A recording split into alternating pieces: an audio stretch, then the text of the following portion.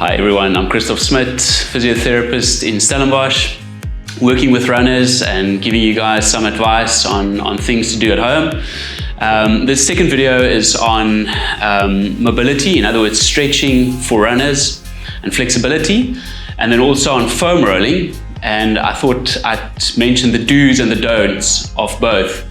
What are they relevant for and what not? So as far as foam rolling is concerned, it's a great recovery tool, trying to do sort of what massage could potentially do. It could also facilitate in improving mobility in certain areas, which I'm going to show you. The don'ts, or what it's not for, it's not the kind of thing you need to do every single day. And if you have certain areas, like for instance in your ITB or your calf, where you feel the need to do it every day, there's probably something else wrong. And then foam rolling is being a short-term cure for a long-term problem. And hopefully with some of the other stuff I'm going to show you, you can solve those. As far as stretching is concerned, it can be a very valuable self-assessment tool. In other words, looking in which areas where your mobility is better than in others. And then you can do some self-correction. In other words, if you go through some of these stretches and you see that you struggle more with some of the stretches than with others, focusing on the stiff areas, you can do a lot of injury prevention.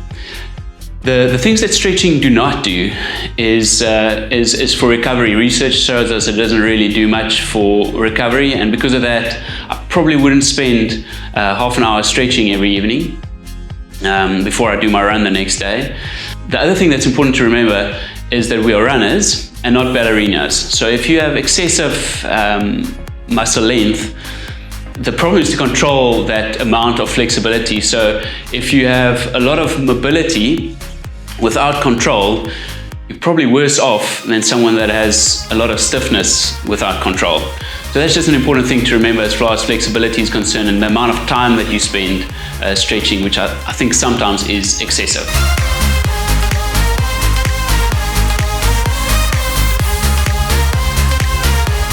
I'm going to just show you quickly how to foam roll your quads, your hamstrings, and your calves. These are the long lever muscles in your body, and it's really important to help them along with recovery.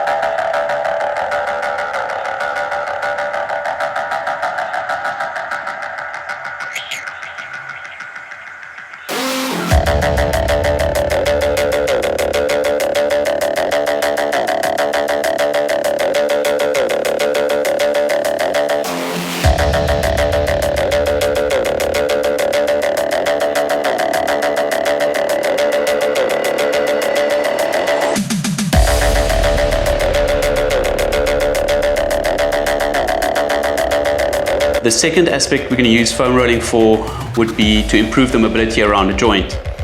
For instance, your soleus muscle, if we want to improve ankle mobility, which is really important if you run and you don't want your foot to roll.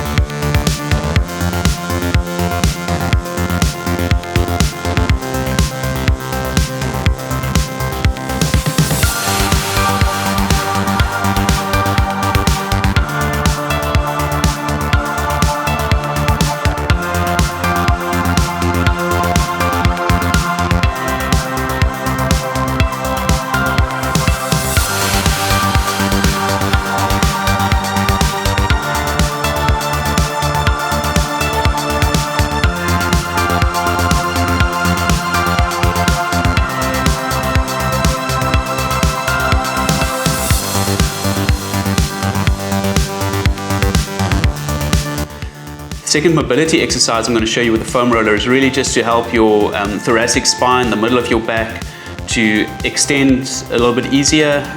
If there's stiffness around your thoracic spine, it's really hard to straighten up your upper body while you run, and hopefully you won't be doing too many hours of sitting during lockdown, but it's really important for runners to maintain a good posture in their upper body.